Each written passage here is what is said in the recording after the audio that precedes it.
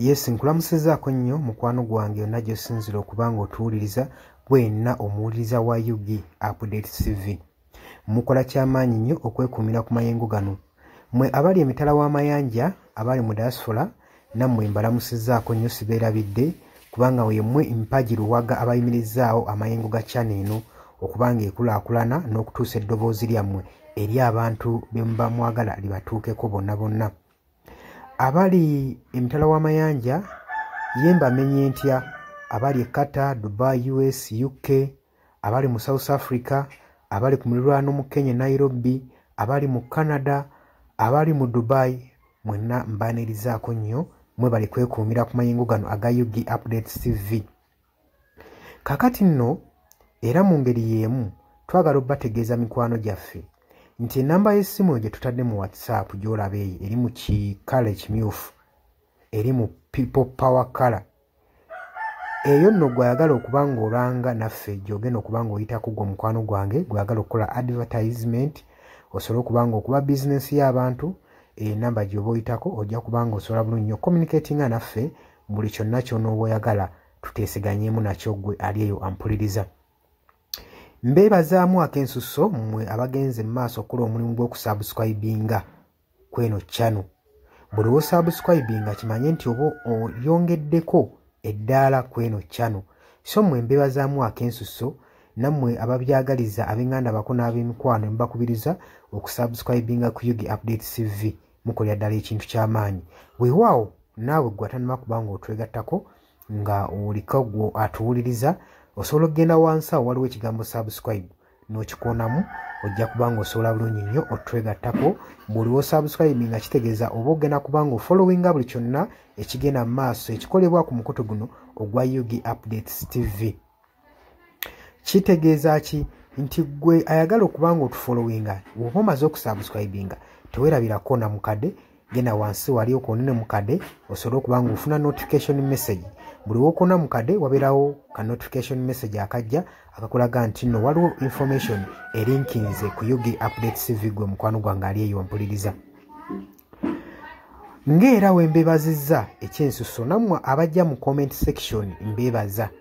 Mwabajja ne mukomentinga ne muteekako endowooza yammwe eri eggwanga ne mulitangaaza kubanga njagala mukitegeere.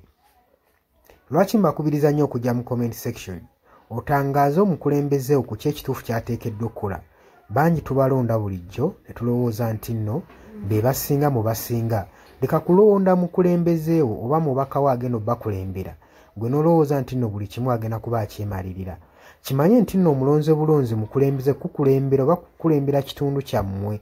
Mmwe bagenda okukulembera yemmwe bagenda okuba ng'akiikirira bukiise eri yonna yonna mu gavumenti. So si kyandibadde kya bwenkanya omulekera obuvunaanyizibwa n'otamu advisinga.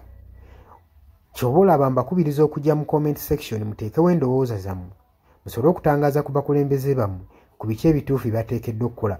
Bangi tubalonda bulijjo ne bagenda mu parliament nga babadde bantu balamu ne batuuka eyo ne bawuttaalirayo. Kitegeeza ki? Nti olina okuba nga buvunaanyizibwa bwo okuzuukusa omubakawo oba olaba nga yeebase gwe mukwano gwange ali eyampuliriza. Ne ntumirako nammwe abalwanirira eddembe ly'enkyukakyuka mu ggwanga lyattu Uganda mukola kyamaanyi nnyo okulwanirira enkyukakyuka. Gwali yeebase ng'ebintu tobiraba obanga olabanga ebitakukwatako bijja tuuka ekiseera bikwateko. Wabula ate gwe nkuzaamu amaanyi agenda mu maaso n'okuyiwawo omubiri ng'olwanirira enkyukakyuka. Bannange abantu abo mubeebazeemu ak'ensusso kubanga bakola kyamaanyi nnyo obbaliidinga n'obbakulemberamu n'okubalaga ki ekituufu ekisaanidde okukolebwa.